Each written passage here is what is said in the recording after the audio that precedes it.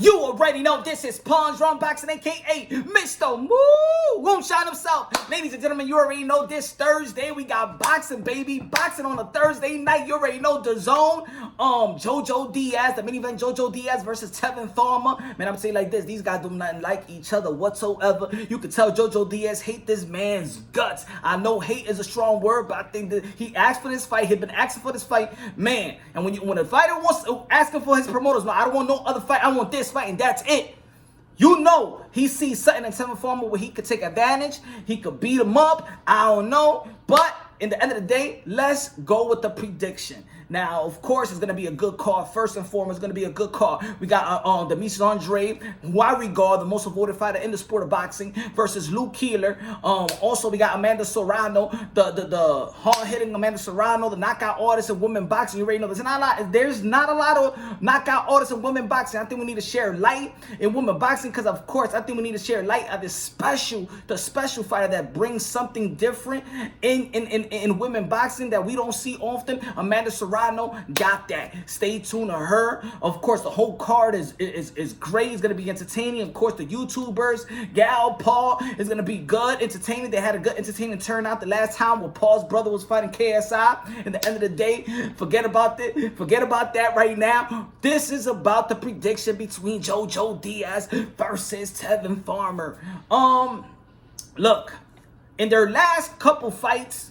Well, not the last couple fights. The last fight that Jojo Diaz had, it was superb. It wasn't like a great win in my opinion. It wasn't a good win. It was superb. I think he was it wasn't that his opponent was making him struggle. I think he was looking for the knockout and just being too telegraphed for my liking and probably his liking at the same time. Tevin Farmer as well too. I don't think he had a great performance or a good performance. I think it was superb. It was okay. I don't think they both was happy with the type of performance. If you ask them, I think they'll say like a C plus, maybe B minus, and things of that nature. I think they could do better than that. They probably was fighting to the level of the competition in their eyes. I do think so. They was fighting the level of competition, but now they're fighting a fight where they could go into the training camp and they know it's gonna be a named guy that they fighting. And they know with this win, you gonna get big fights after this one, because I believe Jojo Diaz and Tevin Farmer on that crossroad until we're gonna get a big fight after who wins this fight.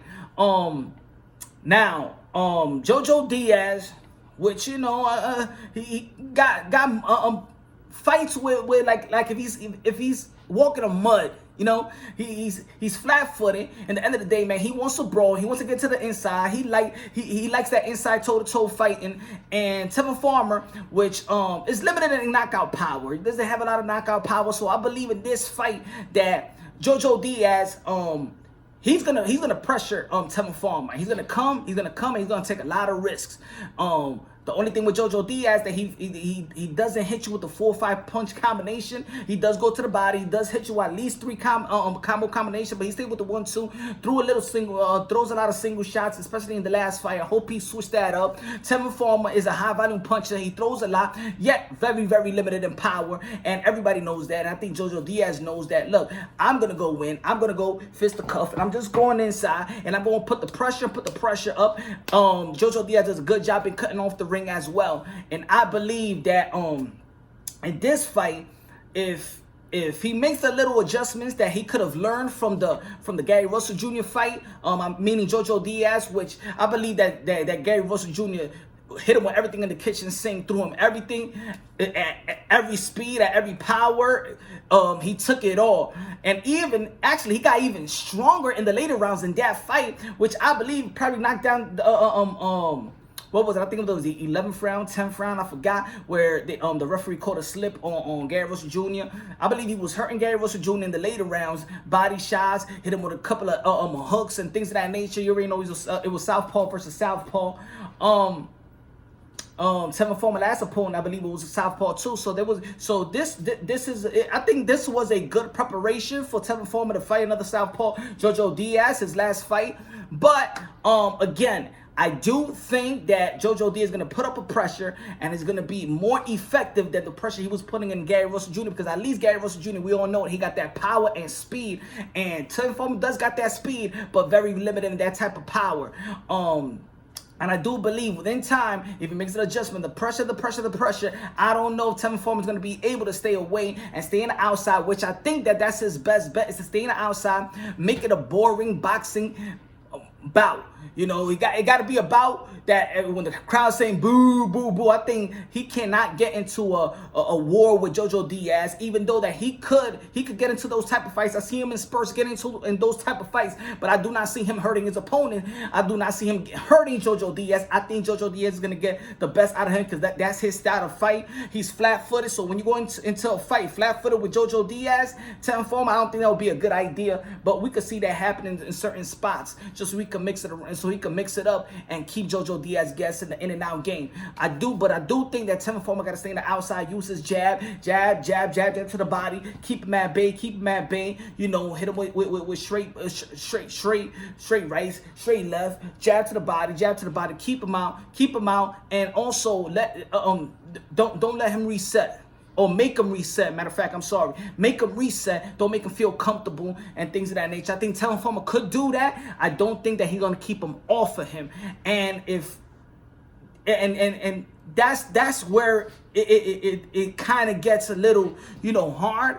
Because you could box around, but once the opponent doesn't feel your power, he's gonna come and he's gonna take some risks. Jojo Diaz goes to the body real well. Tevin Farmer goes to the body real well as well. But like I said, power is gonna play a factor for Jojo Diaz, and the pressure game and the how you say it, you know, the pressure got to be it got to be effective pressure. And also for Tevin Farmer, like I said, he got to stay on the outside, mix it up a little bit, but do not stay still, because that's going to be falling into you know, Jojo Diaz's strength.